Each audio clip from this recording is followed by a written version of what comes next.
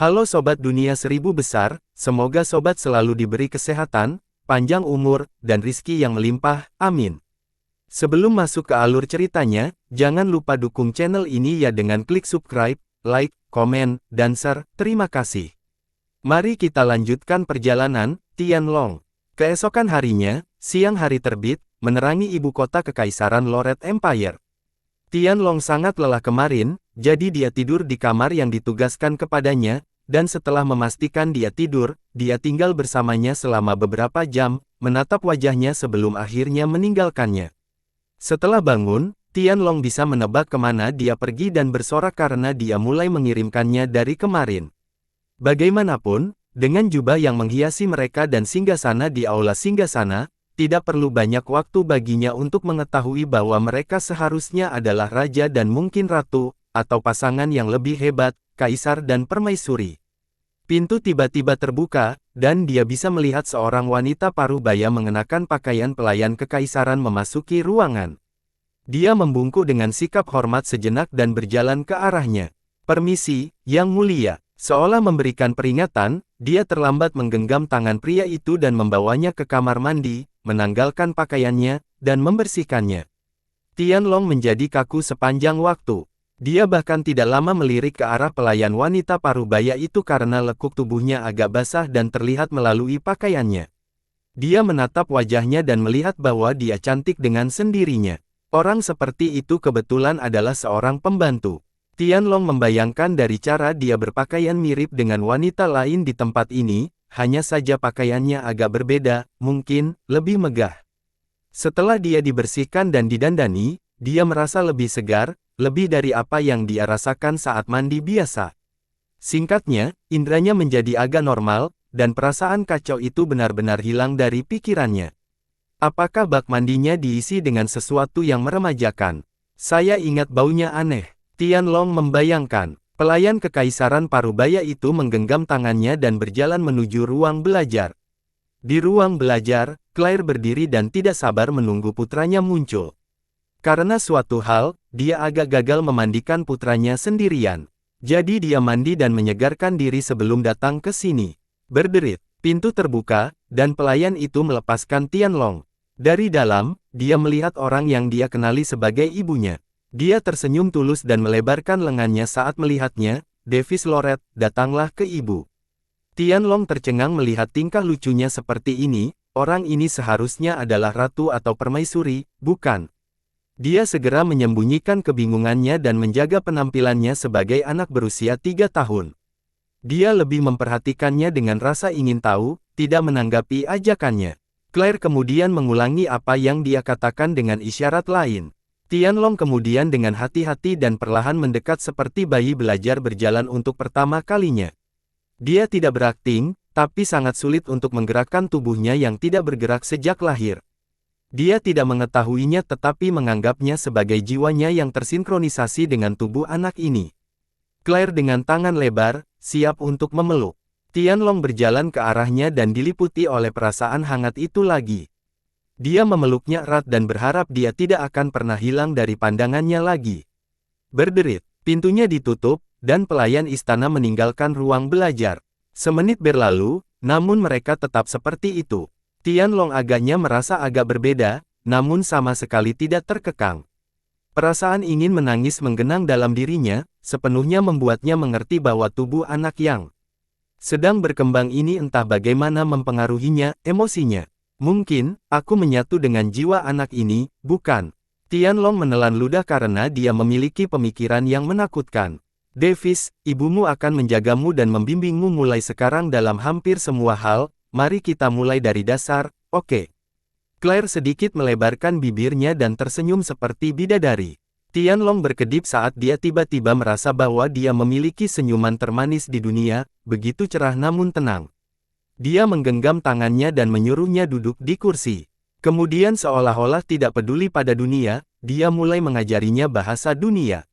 Seminggu telah berlalu, dan Tianlong sudah bisa berlari dan bermain. Ada begitu banyak makanan lezat di tempat ini, dan dia memakan semua yang dia makan, dan dia merasa segar kembali di setiap gigitan. Kualitas makanannya saja sudah cukup membuatnya tidak lagi terlihat seperti anak kelaparan melainkan anak yang sehat. Dia bahkan diberi makan sedikit daging, yang menurutnya sangat lezat dibandingkan hampir semua hidangan yang dia makan di bumi. Selain itu, kemajuannya dalam bahasa dunia ini lancar. Dia sekarang bisa memahami percakapan sederhana. Para pelayan kekaisaran akan mengantarkannya makanan 3 kali sehari, dan sebuah tempat tidur telah disiapkan di ruang belajar. Padahal, dialah yang meminta ibunya melakukan hal itu. Pengetahuan adalah kekuatan utama yang dimilikinya di dunia ini. Bagaimanapun, dengan perkembangan tubuhnya saat ini, menjadi kuat seperti orang lain yang dia lihat di istana kekaisaran ini menjadi mustahil, oleh karena itu, menyerap ilmu menjadi prioritasnya. Sebagai orang yang lekat dengan istilah, transmigrasi, dan kepemilikan, ia tak rela membuang-buang waktu. Tianlong menyadari bahwa dia menyerap pengetahuan dengan sangat cepat, mampu mengingatnya dengan lebih jelas daripada di masa lalu, tetapi dia mencatatnya karena jiwanya sangat kuat. Tebakannya kali ini akurat meskipun dia tidak menyadarinya. Batu transmigrasi memperkuat jiwanya. Faktanya, itu adalah efek utamanya, tetapi penduduk bumi tidak menemukan cara untuk mencapai penguatan jiwa. Tianlong mulai sangat menyukai ibu barunya ini. Dia sangat memperhatikannya dan bermain dengannya setiap kali dia menyelesaikan tugasnya. Dia menikmati bermain dengannya, dan mungkin itu karena tubuhnya yang kecil, tapi dia merasa seperti anak kecil saat bersamanya. Ia juga sadar bahwa sebagian besar emosinya telah mengalami perubahan, dan pikirannya juga terpengaruh. Oleh karena itu, dia secara khusus berusaha menemukan sesuatu yang salah dengan jiwanya sebaik mungkin tetapi gagal menemukan kelainan apapun selain anomali, buku hitam dalam jiwanya. Davis, selesaikan tugas ini, lalu kita bisa memainkan permainan yang sudah kusiapkan. Ya ibu, Davis menjawab dengan riang, terus bertingkah seperti anak kecil. Dia tidak hanya bermain dengannya sesekali, tapi dia juga menghujaninya dengan cinta keibuan yang luar biasa. Dia tidak tahu apa yang terjadi padanya di masa lalu, tapi dia tahu dia saat ini memberikan segalanya untuknya. Untuk membalas kebaikannya dan juga untuk menjadi orang yang berilmu, dia tidak mengendurkan tugas tersebut. Ini berjalan lebih lancar dari yang kami harapkan, anak saya dapat dengan cepat mempelajari apapun yang saya ajarkan. Dia benar-benar jenius. Claire tersenyum bangga saat dia merasa bahwa dia mampu mengukur kira-kira bakat Tianlong. Seminggu lagi telah berlalu, hanya saja rasanya semakin lambat bagi Tianlong. Dia entah bagaimana mulai menyayangi ibunya. Dia sekarang dapat berbicara, membaca, dan menulis dengan lancar. Pengetahuannya tentang bahasa semakin meningkat dengan pesat berkat kerja kerasnya, tetapi di suatu tempat di dalam hatinya, dia mulai merasa bersalah karena berada sedekat ini dengan ibu Davis yang telah meninggal. Kadang-kadang, dia bahkan bisa merasakan batinnya berbisik kepadanya, "Kamu membunuh putranya, mengapa kamu tertawa bersama dengannya? Apakah menyenangkan bermain dengan ibu dari anak yang kamu bunuh? Kamu pikir dia ibumu? Tidak, Anda baru saja merasuki tubuh putranya. Hentikan, Davis." Claire memasang ekspresi khawatir di wajahnya. Tianlong membentaknya dan mengingat apa yang telah terjadi. Ibunya baru saja bercanda tentang bagaimana perasaannya jika dia meninggal di luar sana. "Apakah kamu baik-baik saja?" Claire enggan cemas bertanya. Tianlong menghindari tatapannya dan menjawab, "Ya, tidak apa-apa." Claire berkedip sekali saat dia merasakan putranya menjadi agak berbeda. Seminggu lagi berlalu, Tianlong secara bertahap mulai menjauhkan dirinya dari Claire. Terkadang dia tidak bermain setelah menyelesaikan tugasnya. Dia hanya menyelesaikan tugasnya dan menambah pengetahuannya tentang bahasa tersebut. Claire semakin khawatir karena putranya tidak lagi responsif. "Apa yang salah? Mengapa dia mulai menjauhkan diri dariku? Apakah saya melakukan sesuatu yang salah? Itu tidak mungkin karena caraku bercanda tentang dia sekarat, bukan?"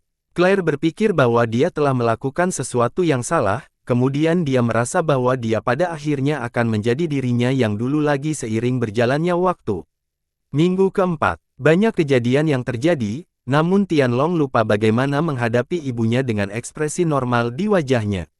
Dia menjadi tidak rasional dan bahkan mulai menyalahkan dirinya sendiri saat melihat Claire terlalu khawatir. Di satu sisi, ia merasa tak pantas mendapatkan sosok ibu yang baik hati dan menghangatkan hati atas kesalahan yang ia lakukan pada anaknya, dan di sisi lain, ia merasa harus membahagiakan ibunya. Emosi yang saling bertentangan ini membuat hatinya terkoyak dari dalam. Hal itu juga membuatnya bingung bagaimana menghadapinya di masa depan.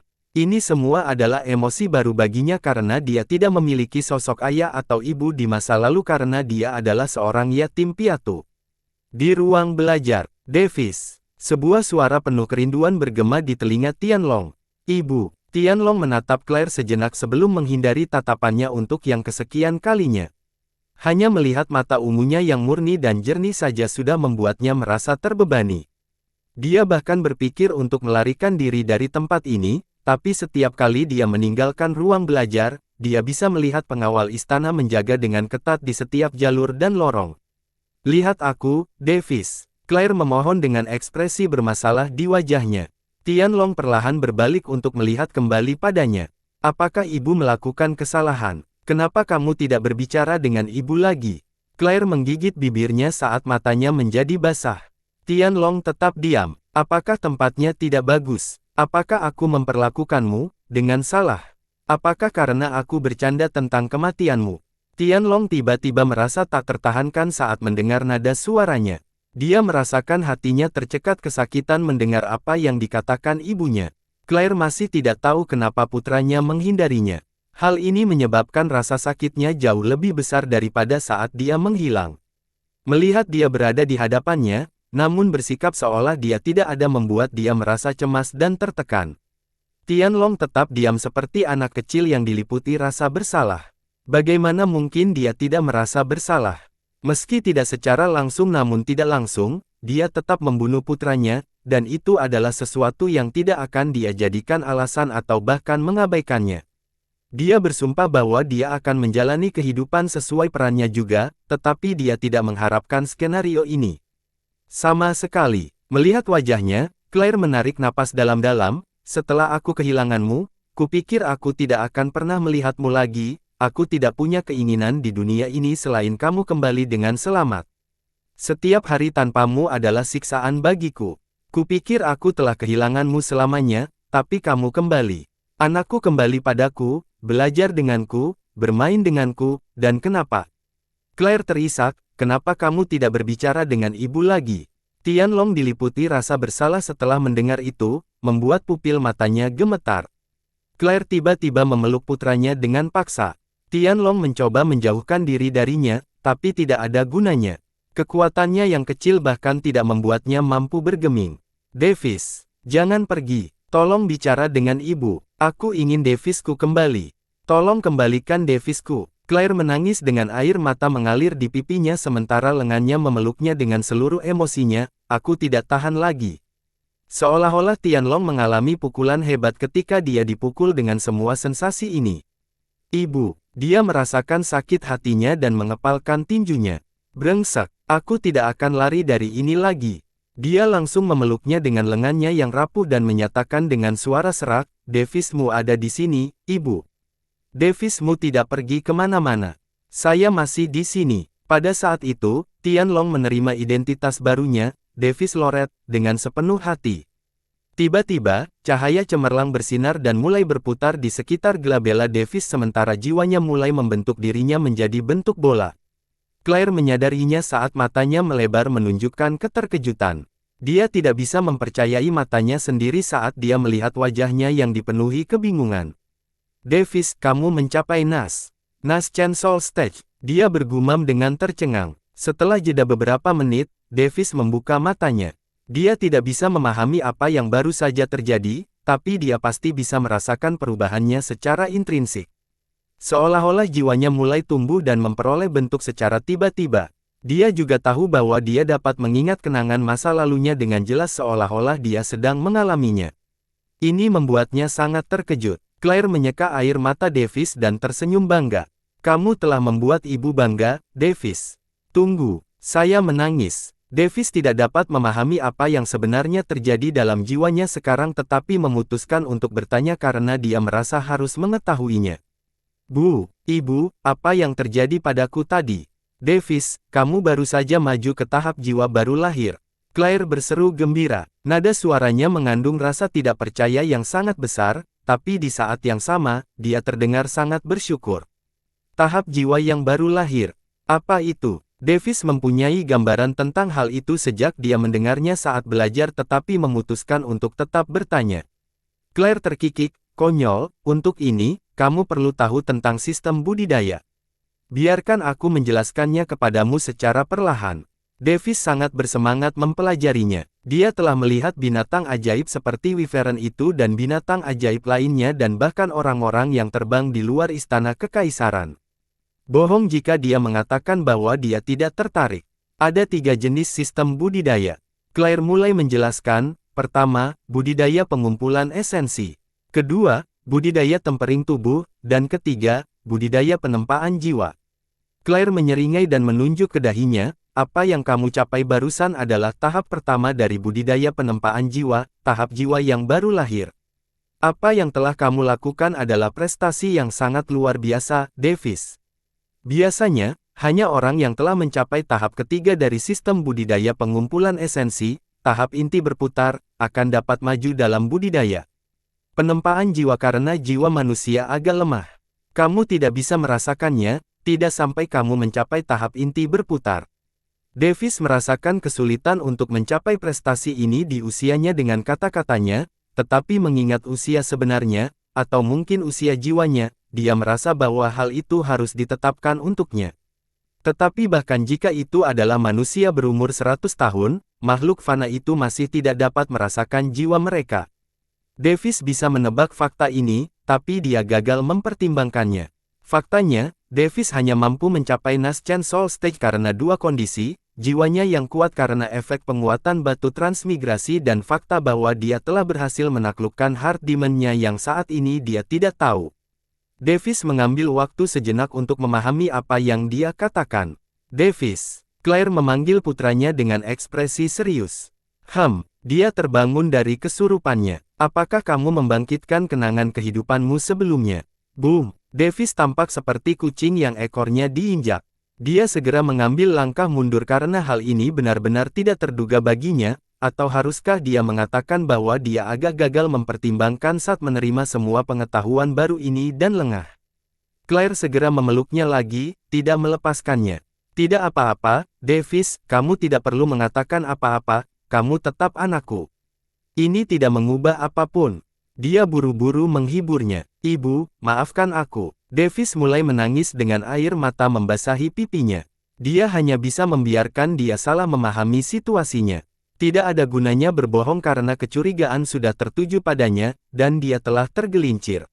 Melihat Davis menangis, Claire tersenyum, dia diyakinkan bahwa itu masih putranya dan bukan iblis tua dari zaman kuno. Dengan betapa murni emosinya, dia merasa itu tidak bisa dipalsukan, setidaknya tidak mudah dipalsukan. Mereka tetap seperti itu untuk sementara waktu. Mungkin keduanya merasa tidak aman. Setelah beberapa saat menjalin ikatan ibu anak, Davis memutuskan dengan sepenuh hati untuk menjadi putranya, baik secara jiwa maupun raga, karena tidak baik baginya untuk menipu jiwa yang murni. Setidaknya, dia merasa setidaknya itulah yang bisa dia lakukan untuk kematian Davis. Davis, ayo panggil ayahmu ke sini dan jelaskan diri kita padanya, oke? Claire memasukkan dirinya ke dalam situasi Davis. Tetapi jika dia ingin menyembunyikan fakta ini sampai nafas terakhirnya, dia ingin menghormati privasinya. Ibu, apakah baik-baik saja? Apakah ayah tidak akan marah?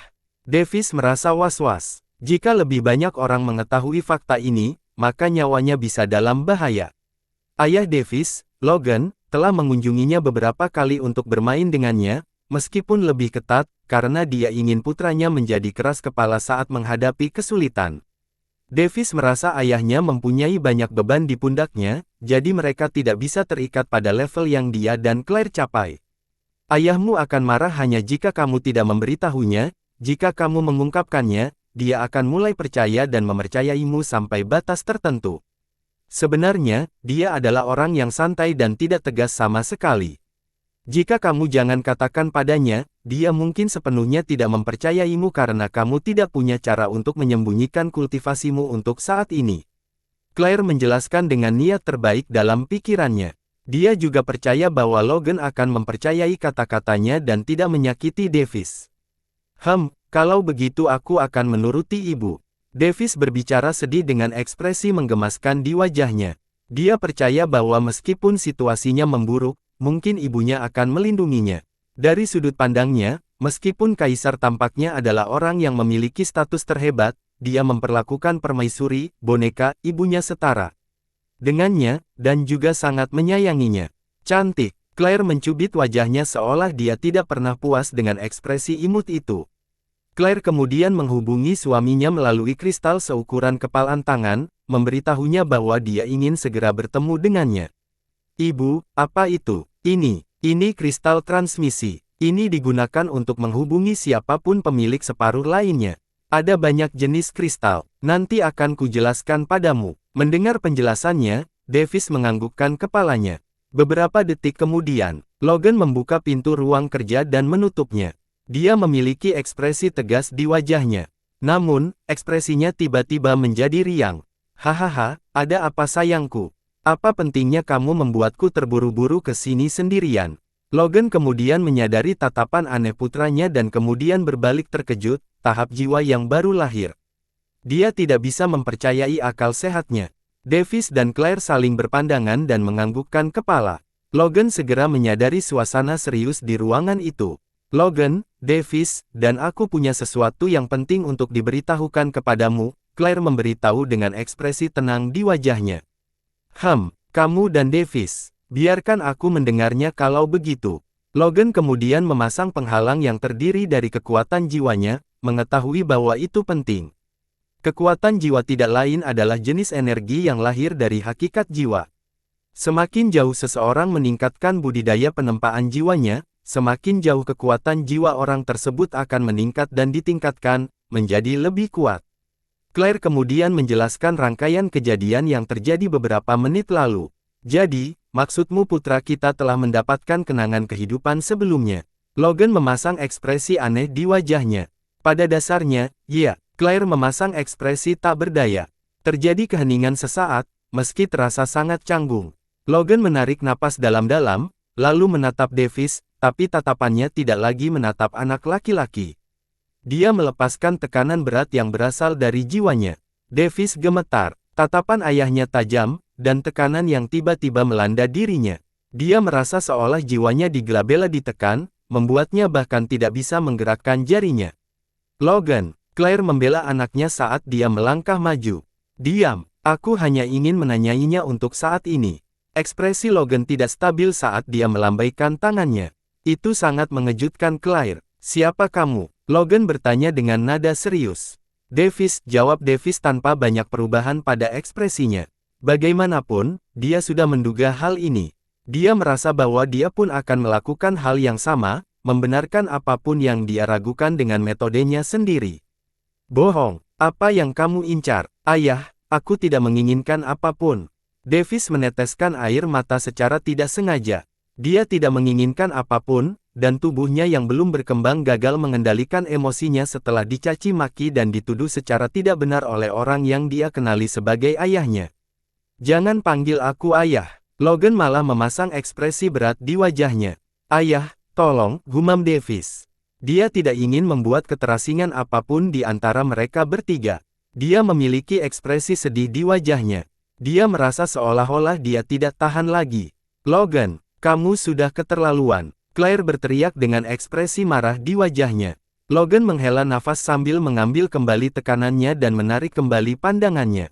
Dia menatapnya lagi. Tatapannya kembali seperti saat seseorang memandang seorang anak laki-laki. Setidaknya beritahu saya apakah Anda adalah makhluk fana atau eksistensi yang lebih tinggi seperti seorang kultivator atau bahkan lebih tinggi.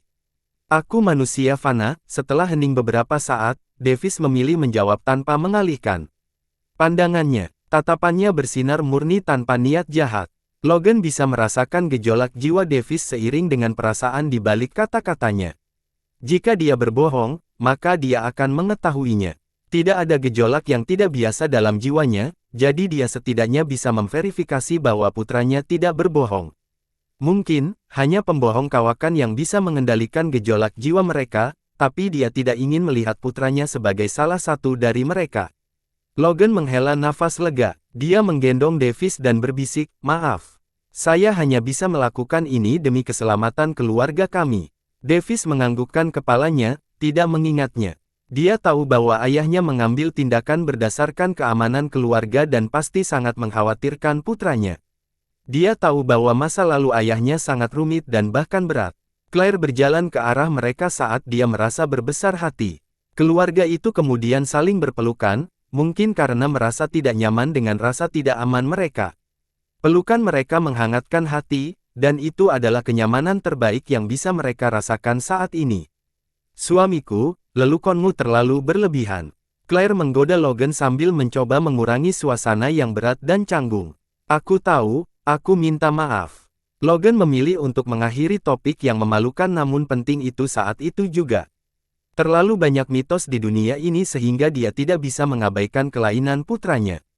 Sejauh yang dia tahu, tidak ada seorang pun yang berhasil menembus tahap jiwa baru lahir ketika mereka baru berusia 3 tahun dan itu juga, bahkan tanpa menembus tahap inti berputar. Dia merasa putranya adalah anomali mutlak di dunia ini. Oleh karena itu, dia ingin benar-benar memastikan bahwa putranya, yang sepertinya mendapatkan kembali ingatan kehidupan sebelumnya, bukanlah sebuah ancaman. Sejujurnya, dia tidak tahu lagi bagaimana harus menghadapi putranya. Ia bahkan merasa canggung mengangkat putranya, merasa bahwa putranya bisa saja sudah menjadi orang tua. Namun ketika dia melihat wajah dan mata putranya, yang sangat mirip dengannya dan memiliki rambut pirang milik ibunya, tidak ada keraguan di matanya bahwa Davis adalah putranya, putra mereka. Selain itu, dia sudah memastikannya di ruang garis keturunan setelah putranya kembali. Davis tiba-tiba tertawa kecil, membuat mereka tertawa disertai rasa tidak tahu lagi apa yang akan terjadi. Hahaha, mereka bertiga tertawa bersama seolah mereka adalah keluarga biasa, namun tawa mereka memang menenangkan situasi canggung mereka saat ini. Davis merasa cukup malu untuk menitikkan air mata pada saat yang bersamaan namun mengira itu karena tubuh anak yang belum berkembang. Masuk akal karena dia belum sepenuhnya menguasai reaksi emosional anak tersebut. "Kapan terakhir kali aku menangis saat berada di bumi? 10 tahun yang lalu, 15 tahun yang lalu." Dia merenung. Meskipun dia merasa bersalah karena tidak mengatakan kebenaran yang dia rasakan, bahwa dia telah membunuh putra mereka, dia senang selama mereka berpikir ada Davis lain di dalam diri putra mereka. Ini akan membantunya menghilangkan perasaan bersalah yang dia miliki karena menyembunyikan masalah ini sepenuhnya. Meskipun mereka salah memahami situasinya, itu mirip dengan apa yang mereka pahami selain bagian di mana mereka tidak tahu bahwa dia secara tidak sengaja telah membunuh atau mengambil alih anak mereka. Sebenarnya, dia ingin mempertahankan status quo ini. Claire tiba-tiba mengalami perubahan ekspresi di wajahnya seolah dia tidak bisa menahannya lagi. Dia buru-buru pergi ke kamar kecil sambil menyembunyikan mulutnya dengan telapak tangannya. "Ibu, Claire!" Keduanya berteriak khawatir. Suara muntah terdengar dari dalam kamar mandi, dan setelah beberapa waktu, Claire keluar dengan ekspresi malu-malu di wajahnya. "Sepertinya aku hamil." "Bagus." Logan membelalakkan matanya karena gembira. Dia gemetar kegirangan setelah tertegun sejenak. "Ah, apakah ini berarti aku akan mendapatkan saudara laki-laki atau perempuan?" Davis tidak pernah memiliki saudara kandung selama hidupnya di bumi, setidaknya sepengetahuannya. Dia adalah seorang yatim piatu. Dia tercengang dan berkonflik tetapi, pada saat yang sama, senang ketika mendengarnya. Claire tahu bahwa dia dikandung saat dia tidur dengan Logan setelah sekian lama, tapi dia menyembunyikannya darinya karena dia ingin merahasiakannya, sebagai kejutan. Dia tidak tahu apakah bayi barunya laki-laki atau perempuan, tapi dengan akal sehatnya, dia akan bisa mengetahuinya dalam beberapa minggu, tapi dia tidak akan membiarkan siapapun mengungkapkan kejutan itu atau mengungkapkannya sendiri sampai saat itu tiba pengiriman. Ini adalah salah satu kegembiraan dalam kehamilan yang ingin ia alami, perasaan yang hanya dimiliki oleh dirinya dan wanita lain. Dia mendekati mereka saat keluar dari kamar kecil, namun tiba-tiba, dia pingsan. "Ibu, wuss, Claire." Logan bergerak agak cepat dan menahannya agar tidak jatuh ke tanah. Davis bahkan tidak bisa melihat bagaimana ayahnya bergerak. Seolah-olah dia menghilang dan muncul di samping ibunya. Dia merasa sedikit kaget dengan kehebatan ayahnya. Gelarnya sebagai kaisar bukan hanya untuk pamer, renungnya. Aku baik-baik saja. Aku hanya merasa pusing. Claire menjelaskan sambil mengerutkan alis pirangnya. Cukup, kamu perlu istirahat, Claire. Mata Logan menunjukkan perhatian, tapi ekspresi dan nadanya agak tegas.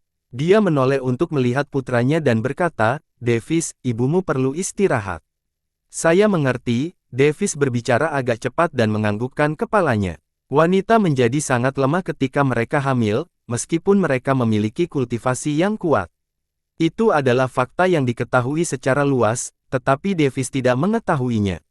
Karena ini adalah tanda pertama Claire merasa sangat lemah dan lelah di saat yang bersamaan.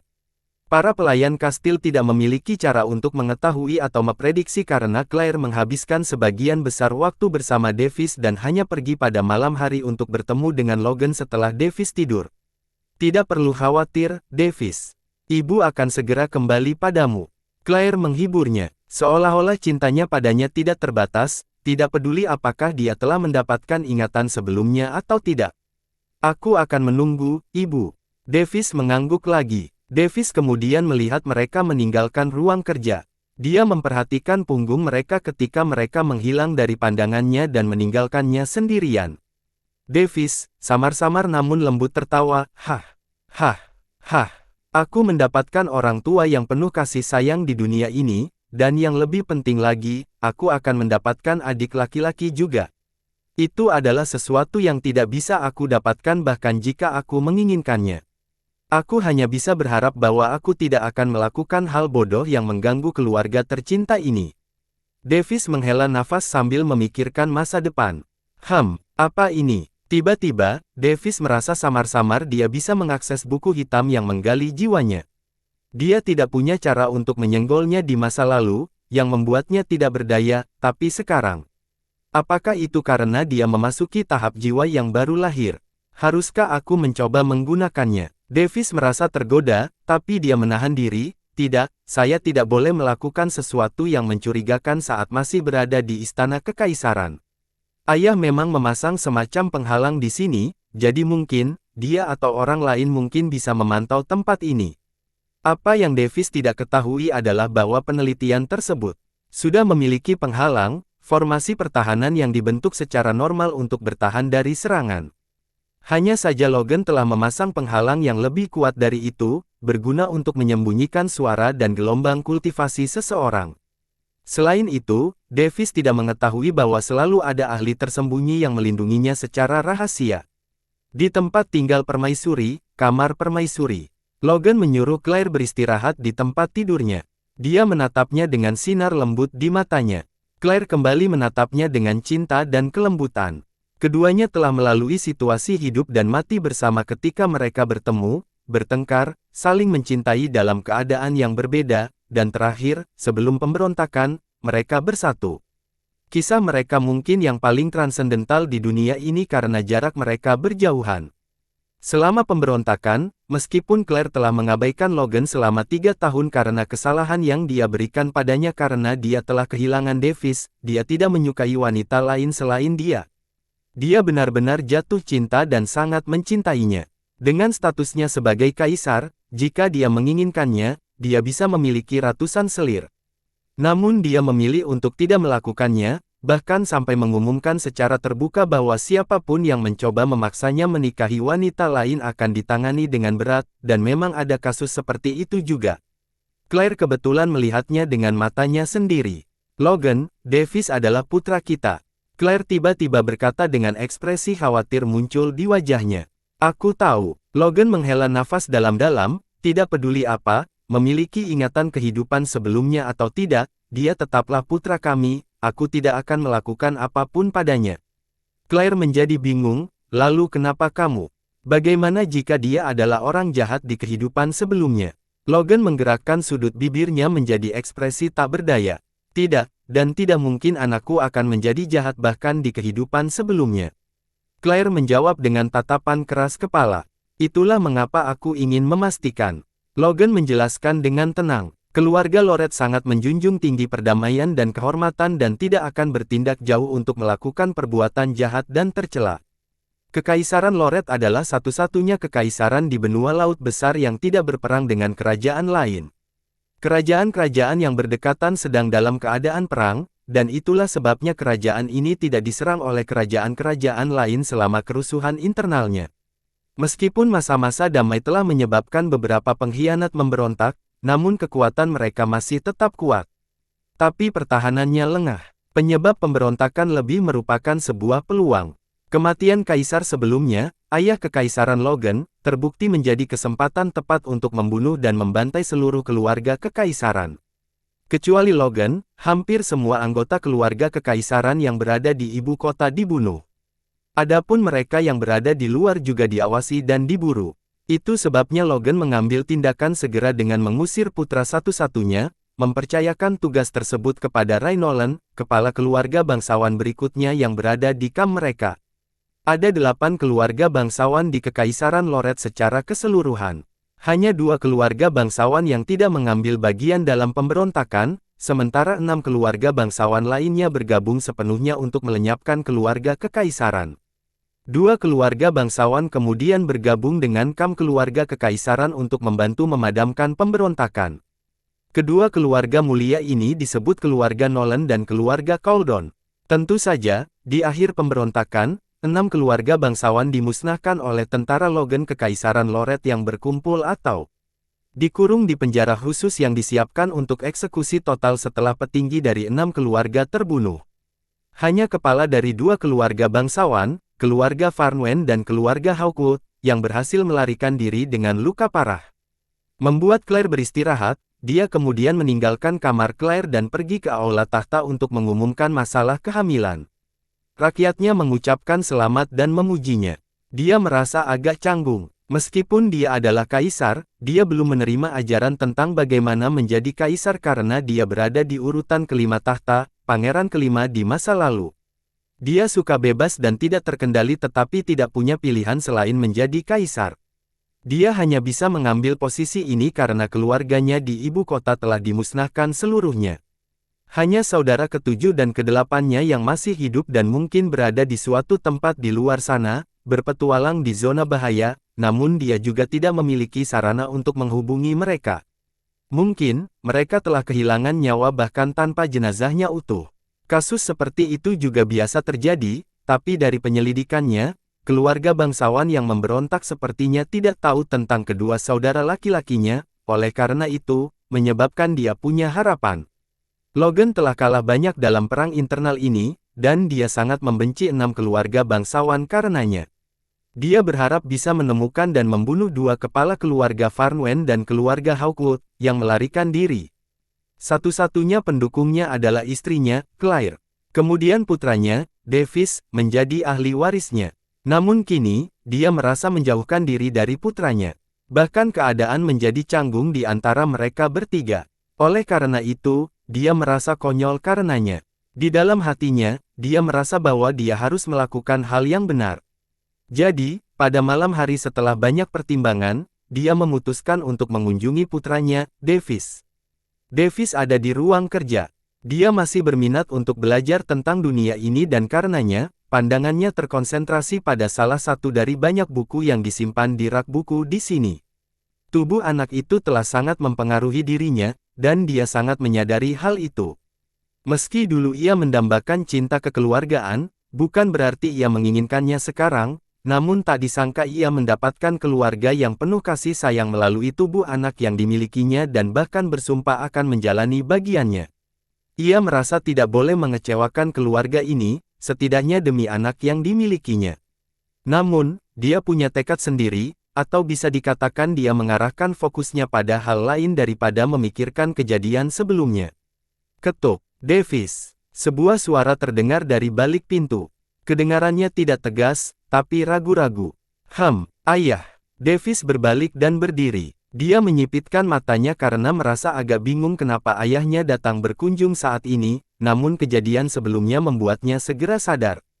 Logan membuka pintu dan masuk sambil melihat sekeliling. Ada banyak buku, bertumpuk-tumpuk, berderet-deret di rak buku. Kamu masih belajar saat ini. Logan menemukan topik yang bisa dia mulai. Davis mengangguk. Aku mengerti, kamu baik-baik saja. Davis kembali mengangguk. Beberapa kata dipertukarkan, tetapi menyadari bahwa percakapan itu tidak mengarah kemanapun, Logan merasa semakin canggung. Dia kemudian memutuskan untuk berterus terang. Davis, tentang masalah ini, Earl, bolehkah aku bicara? Davis tiba-tiba menyela. Logan berhenti sejenak sebelum menganggukkan kepalanya, silakan. Davis menarik napas dalam-dalam sebelum menggerakkan bibirnya, ayah, memang benar aku adalah diriku sendiri, tapi tetap tidak akan mengubah fakta bahwa aku adalah anakmu. Di kehidupanku sebelumnya, aku tidak memiliki orang tua atau saudara kandung. Aku hanya seorang yatim piatu. Aku menjalani seluruh hidupku sendirian tanpa cinta kekeluargaan. Aku bahkan tidak memiliki siapapun yang menemaniku dalam kehidupan itu, dan aku hidup sendirian dalam kesendirian. Jika kamu ingin aku pergi, maka aku akan segera meninggalkan tempat ini. Secara tidak sengaja, matanya menjadi basah. Tapi hanya saja, bolehkah aku juga menjadi bagian dari keluarga ini? Air mata jatuh dari matanya sementara dia memiliki tatapan yang penuh kerinduan akan cinta kekeluargaan. Logan berlutut dan memegang bahu putranya, kamu adalah bagian dari keluarga ini.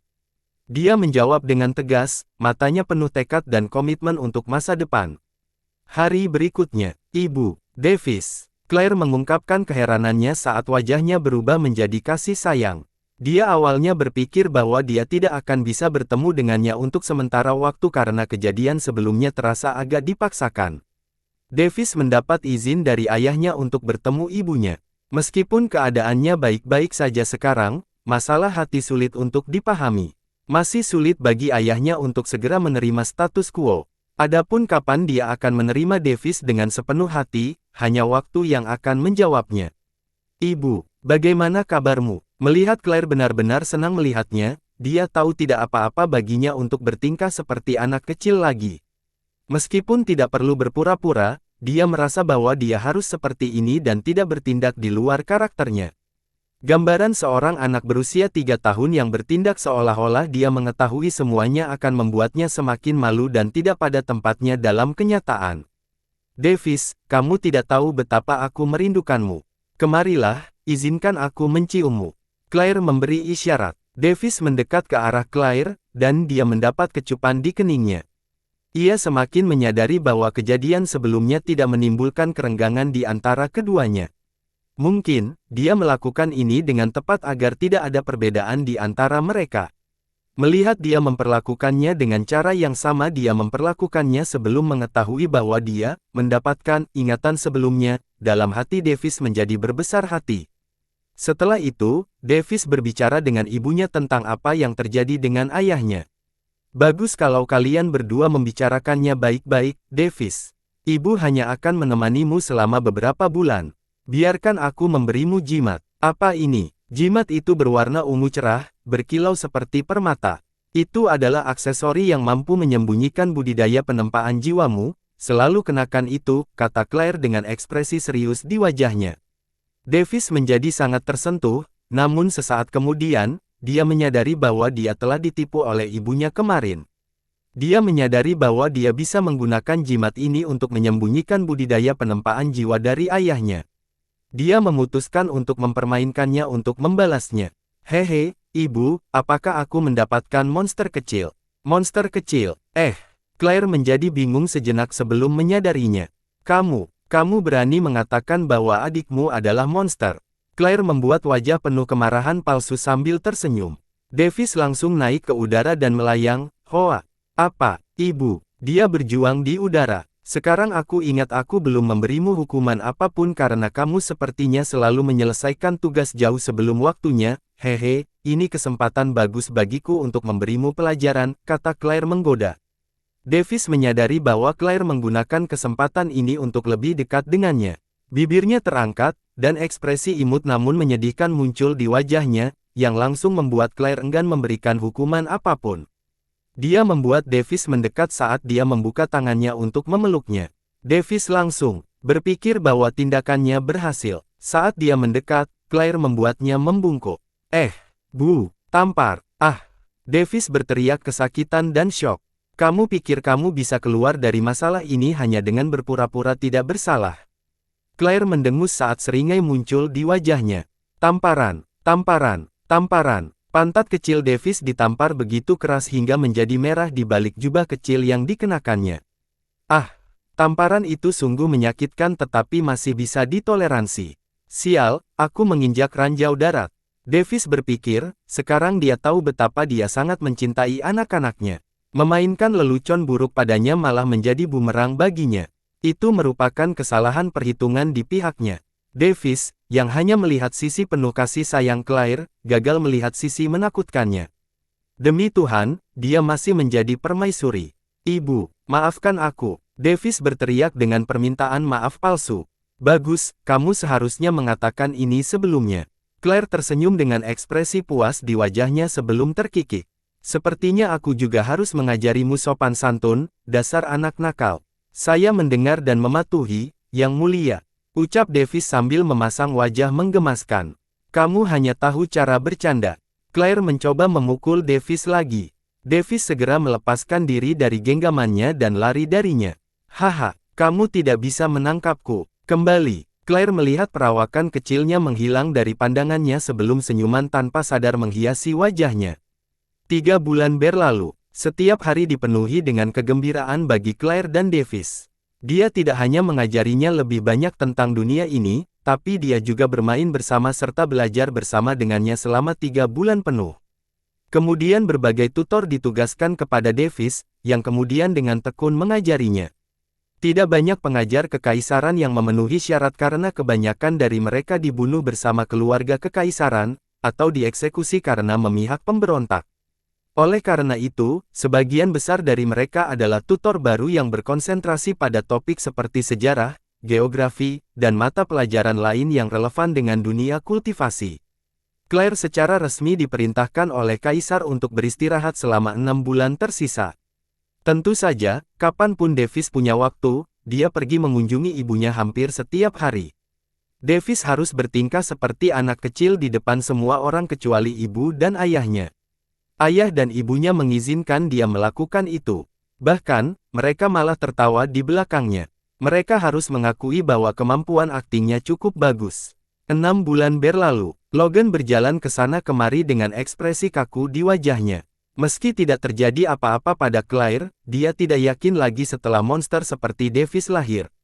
Dia secara tidak sengaja mulai memikirkan semua kemungkinan skenario terburuk. Ayah! Davis yang berada di sampingnya berteriak. Jangan khawatir, tidak akan terjadi apa-apa pada ibu. Davis cukup tenang dibandingkan ayahnya. Setelah berada di dalam tubuh ini selama berbulan-bulan, dia menjadi terbiasa dan mengendalikan saraf serta emosinya yang tidak terkendali. Setidaknya, dia merasa berhasil mengendalikannya. Logan menganggukkan kepalanya, tapi dia masih belum bisa menghilangkan rasa gugupnya. Jeritan kesakitan dan nafas berat terdengar tiba-tiba, disusul hiruk-pikuk tangisan bayi.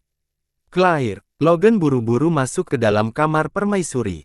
Davis juga mengikutinya masuk. Ada juga orang lain di samping mereka, tapi tidak ada yang berani mengikuti mereka. Di dalam kamar, Claire sedang menggendong bayi yang baru lahir sambil berseri-seri. Dia tampak seperti malaikat, dan senyumannya menerangi seluruh ruangan dengan kecerahan. Logan tetap terpana melihat pemandangan itu sementara. Davis memusatkan perhatiannya pada pendatang baru itu. Logan pergi ke sampingnya dan mengalihkan perhatiannya ke bayi itu. Itu perempuan, kata Claire dengan senyum di wajahnya. Claire tahu bahwa dia akan mendapatkan bayi perempuan, tapi dia merahasiakannya dari semua orang. Dia memandang Davis dan berkata, Davis, kamu sudah menjadi kakak sekarang. Adikku. Davis tercengang dengan prospek kelahiran saudara perempuannya meskipun dia tahu hal ini pada akhirnya akan terjadi karena angka kelahiran secara umum.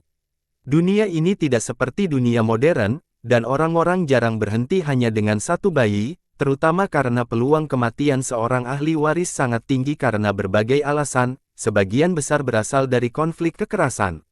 Logan mengambil bayi itu dari Claire. Dia menatap wajah kecilnya tanpa ekspresi namun imut dengan tatapan penuh cinta. Claire, dia mirip denganmu, seorang bidadari.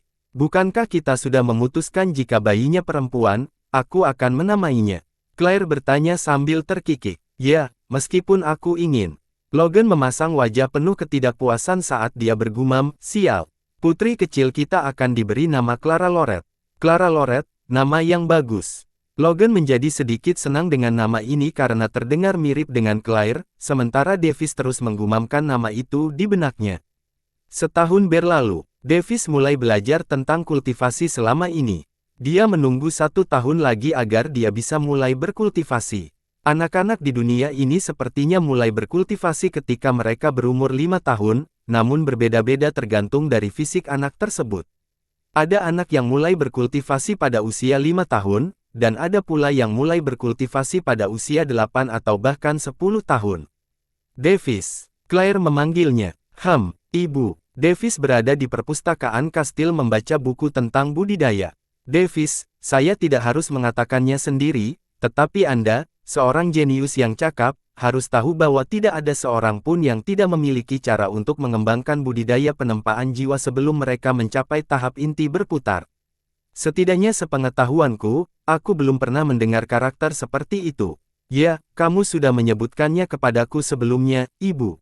Davis langsung merespons. Claire menganggukkan kepalanya dan kemudian menunjukkan senyuman gembira. Kamu cukup beruntung karena kami adalah satu-satunya kekaisaran di benua ini yang berspesialisasi dalam budidaya penempaan jiwa. Benar-benar, Davis bertanya dengan penuh semangat. Sekte lain, klan, berbagai keluarga juga memiliki panduan budidaya penempaan jiwa, tetapi mereka tidak bisa dibandingkan dengan kita. Itu hebat. Davis memasang ekspresi gembira di wajahnya. Kalau begitu, itu berarti aku bisa maju dalam budidaya penempaan jiwa lebih cepat dan lebih awal dari siapapun seusiaku di dunia ini. Jangan merayakannya terlalu cepat, Claire tampak seperti hendak menuangkan air dingin ke wajahnya. Dari ketiga sistem budidaya penempaan jiwa adalah yang paling sulit untuk dikembangkan. Fakta ini bahkan tidak perlu diperdebatkan. Kamu telah mencapai tahap jiwa baru lahir sebelum mencapai tahap inti berputar. Panduan budidaya penempaan jiwa di benua kita hanya dapat dikembangkan setelah mencapai tahap inti berputar. Pada tahap itu, kamu dapat merasakan perubahan di langit dan bumi yang diperlukan untuk budidaya penempaan jiwa. Jika kamu tidak dapat mengembangkan jiwamu setelah 1 tahun dengan panduan budidaya penempaan jiwa kami, maka kamu harus mencapai tahap inti berputar sebelum berlatih lagi, yang membuat kecepatan kultivasimu sama dengan anak-anak keluarga kerajaan manapun. Claire memutuskan untuk mengesampingkan egonya terlebih dahulu, karenanya, jelasnya. Apa-apaan, ini, Davis tampak tidak bisa berkata-kata, kronik kejeniusanku sia-sia. Budidaya tahap jiwa yang baru lahir ternyata tidak ada gunanya kecuali dia bisa mengolah dan mencapai tahap inti berputar untuk membuat indranya lebih kuat.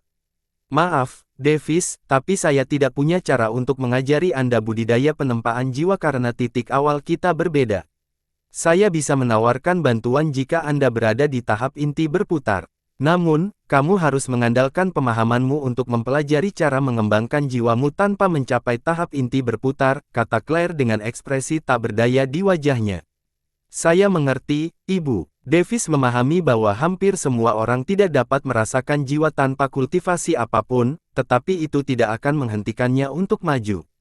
Dia yakin bahwa dia hanya akan mengambil beberapa langkah ekstra dan tersandung pada titik-titik tertentu sebelum secara resmi mulai mengembangkan jiwanya. Ibu, saya ingin manual budidaya penempaan jiwa tahap jiwa yang baru lahir dari keluarga kami sekarang. Davis memiliki gagasan tentang harus mulai dari mana, tetapi dia membutuhkan izin seperti biasa. Davis, kamu tidak diperbolehkan berkultivasi sampai kamu berumur 5 tahun. Claire memperingatkan dengan ekspresi tegas di wajahnya. Saya tahu, Ibu. Saya hanya ingin mempelajari panduan untuk menemukan cara berkultivasi tanpa mencapai tahap inti berputar, dan saya berjanji tidak akan berkultivasi sampai saya berusia 5 tahun. Claire tampak termenung. Dia menghela nafas dan menganggukkan kepalanya. Aku akan membicarakannya dengan ayahmu. Kalau begitu, aku akan ikut bermain dengan Clara sesudahnya. Davis dengan penuh semangat mengucapkannya. Tentu saja, namun, Clara lebih menyukaimu daripada aku. Trik macam apa yang kamu mainkan padanya? Claire bertanya dengan ekspresi penuh kemarahan palsu. Rahasia. Davis menyeringai dan lari. 6 bulan berlalu. Setelah mendapat izin dari ayahnya, dia mempelajari dan menyimpulkan banyak manual budidaya penempaan jiwa tahap jiwa yang baru lahir. Davis bekerja keras mencari cara untuk menemukan cara memupuk jiwa. Logan secara pribadi mulai mengajarinya tentang ketiga jenis budidaya, terutama dasar-dasar budidaya penempaan jiwa. Setelah 6 bulan, Davis dengan kuat memahami cara mengolah jiwanya secara normal ketika seseorang mencapai tahap inti berputar, tetapi dia tidak dapat memahami cara mengolah jiwanya tanpa memasukinya. Faktanya, merupakan keajaiban bahwa dia mencapai tahap jiwa baru lahir tanpa berkultivasi dalam manual budidaya penempaan jiwa tertentu. Karena Davis tidak dapat menemukan cara untuk berkultivasi, dia mencoba menanyakan berbagai kepribadian secara tidak langsung. Selamat siang, putra mahkota. Pustakawan menyapa Davis. Selamat siang, Tuan Oxford. Davis menyapa. Tuan Oxford adalah pustakawan istana kerajaan. Tingginya 181 cm, dengan wajah ramah tamah dan sopan. Namun dia terlihat cukup tua jika dilihat dari standar manusia, sekitar 50 tahun. Usia aslinya tidak diketahui Davis, tetapi dia tahu bahwa pertanyaannya mungkin terjawab jika dia bertanya.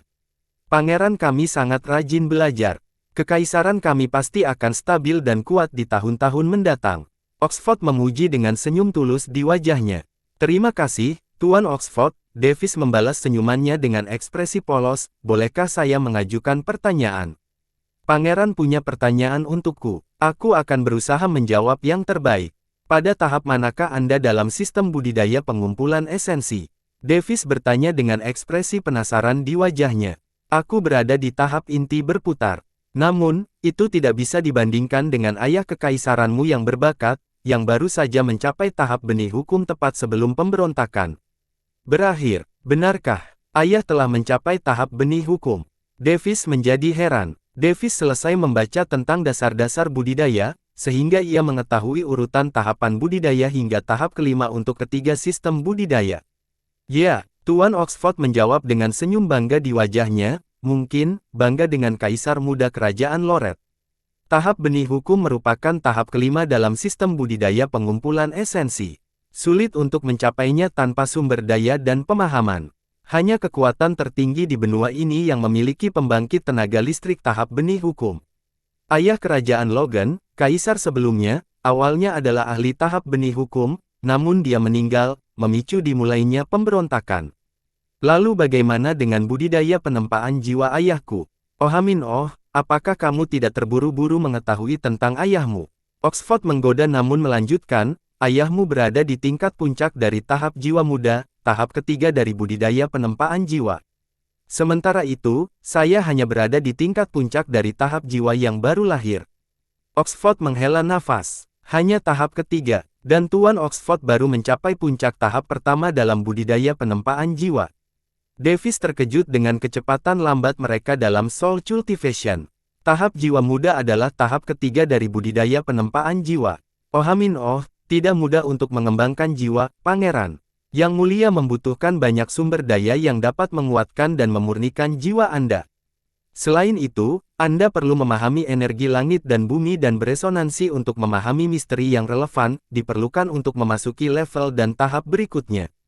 Tanpa mereka, kamu hanya bisa maju perlahan dengan kecepatan siput. Melatih jiwa. Oxford tampak seperti menyesali bahwa dia tidak dapat mengembangkan jiwanya dengan kecepatan tetap, ini sangat sulit. Aku mengerti, kalau begitu sampai jumpa. Davis terus menganggukkan kepalanya dan pergi. Davis berjalan dengan linglung, memikirkan solusi dari masalah yang dia hadapi saat ini. Tidak peduli bagaimana dia berpikir, dia tidak dapat memikirkan solusi dengan pengetahuannya saat ini. Lupakan saja, pada akhirnya aku akan menemukan cara untuk menenangkan jiwaku. Davis menyerah untuk sementara dan pergi bermain dengan ibu dan saudara perempuannya. Clara kini sudah mampu membentuk kalimat 3-4 kata. Dia meluangkan waktunya untuk bermain, menghibur adik perempuannya dan membuatnya menangis secara tidak sengaja, yang membuat Claire menamparnya keluar dari dunia ini. Dalam kehidupan mulia yang tidak terlihat seperti kehidupan seorang kekaisaran, dia hidup dengan agak hati-hati tanpa beban apapun dalam hidupnya selain mempelajari etika kekaisaran dan mata pelajaran lain dari para tutor. Selain tidak diizinkan keluar dari istana kerajaan, dia adalah orang yang berjiwa bebas dan tidak terhalang yang bisa pergi kemanapun dan mengganggu siapapun yang dia inginkan selama itu bukan kaisar dan permaisuri. Tentu saja, mereka jarang menolak kehadirannya kecuali mereka mempunyai pekerjaan atau pekerjaan. 8 bulan kemudian, Davis mencapai ulang tahunnya yang kelima dan secara resmi mendapatkan kebebasan untuk berkultivasi. Dia belajar lebih banyak tentang ketiga sistem budidaya dan mendapatkan panduan budidaya ketiganya 6 bulan lalu. 3 manual budidaya yang dia peroleh dari perpustakaan kerajaan semuanya adalah manual kelas langit. Manual Skygrade hanya diperuntukkan bagi anggota keluarga kerajaan dan mereka yang menghasilkan pencapaian terbaik yang bermanfaat bagi kerajaan Loret. Teknik budidaya tingkat langit tidak mudah didapat di benua ini. Bukan hanya langka, tetapi semua manual tingkat langit yang tersedia sudah berada di tangan kekuatan tertinggi di benua Laut Besar. Tidak ada lelang tingkat menengah yang berani menjualnya di tempat mereka, dan paling banyak, hanya kekuatan tingkat tinggi yang berani menjualnya. Panduan budidaya yang dia pilih dengan bantuan ayah dan ibunya, diberi nama, Rahasia Tubuh Tiran, Penghakiman Petir Kepunahan, dan Kabut Cahaya Suci. Rahasia Tubuh Tiran adalah manual tingkat langit tingkat menengah, manual budidaya tempering tubuh. Ia memiliki 5 lapisan di dalamnya dengan masing-masing lapisannya sesuai dengan tahapan dalam sistem budidaya. Lapisan pertama dipahami saat memasuki tahap pertama, lapisan kedua dipahami saat memasuki tahap kedua, dan seterusnya. Penghakiman Petir Kepunahan juga merupakan manual tingkat langit tingkat menengah. Ini adalah panduan budidaya pengumpulan esensi. Ia juga memiliki 5 lapisan. Kabut Luminans Suci adalah manual tingkat langit tingkat menengah.